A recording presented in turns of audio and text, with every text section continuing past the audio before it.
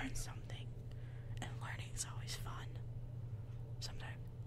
Anyway, let me know how you like these. Give them a thumbs up or a comment. Let me know.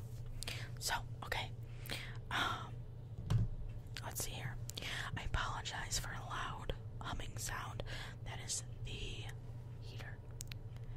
It kicks on like every 5 minutes because it's so cold. Okay, so the title is Clay Knocks Out Liston. On February 25th, 1964, 22-year-old Cassius Clay shocks the odds makers by dethroning world heavyweight boxing champion Sonny Liston in a 7-round technical knockout.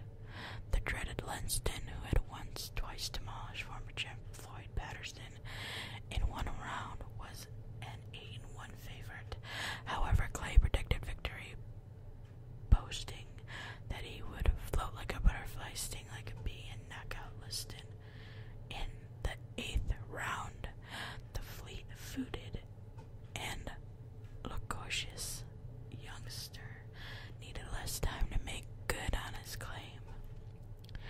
Liston, complaining of an injured shoulder, failed to answer the 7th round bell. A few moments later, a new heavyweight champion was proclaimed. Cassius Marcellus Clay Jr. was born in Louisville, Kentucky in 1942.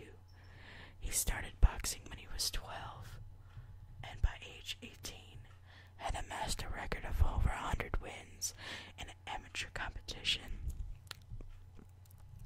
In 1959, he won International Golden Gloves heavyweight title, and in 1960, a gold medal in the lightweight heavyweight category at the Summer Olympic Games in Rome. Clay turned professional after the Olympics and went undefeated in his first 19 bouts, earning him the right to challenge Sonny Liston, who was defeated by Floyd Patterson in 1962 to win the heavyweight title.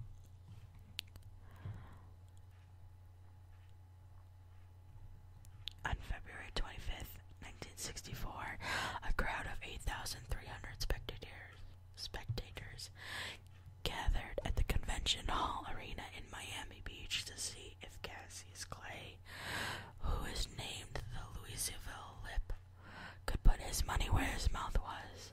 The underdog proved no bragging fraud and had danced and backpedaled away from Liston's power swings while delivering quick and punishing jabs to Liston's head. Liston hurt his shoulder in this first round, injuring some muscles as he swung for and missed his elusive target. By the time he decided to discontinue the bout between the 6th and 7th rounds, he and Clay were about equal in points. A few conjectured that Liston faked the injury and threw the fight, but there was no real evidence such as a significant change in bidding odds just before the bout to support this claim. To celebrate winning the world heavyweight title, Clay went to a private party at the Miami hotel that was attended by his friend Malcolm X, an outspoken leader of the African American Muslim group known as the Nation of Islam. 2 days later, a markedly more restrained Clay announced that he was joining the Nation of Islam and defended the organization's concept of racial segregation while speaking of the importance of the Kentucky slave, rejected the name originally given to his family by the slave owner, and took the Muslim name of Muhammad Ali. Muhammad Ali would go to become the 20th a century's greatest sporting figures, as much as his social and political influence as his prowess in his chosen sport. After successfully defending his title 9 times, it was stripped of him in 1967 after he refused induction in the U.S. Army on the grounds that he was a Muslim minister and therefore a conscientious objector. That year, he was sentenced to 5 years in prison for violating the Selective Service Act, but was allowed to remain free as he appealed the decision. His popularity plummeted, but many across the world applauded his bold statement against the Vietnam War. In 1970, he was allowed to return to the boxing ring, and the next year, the U.S. Supreme Court overturns Ali's draft evasion conviction.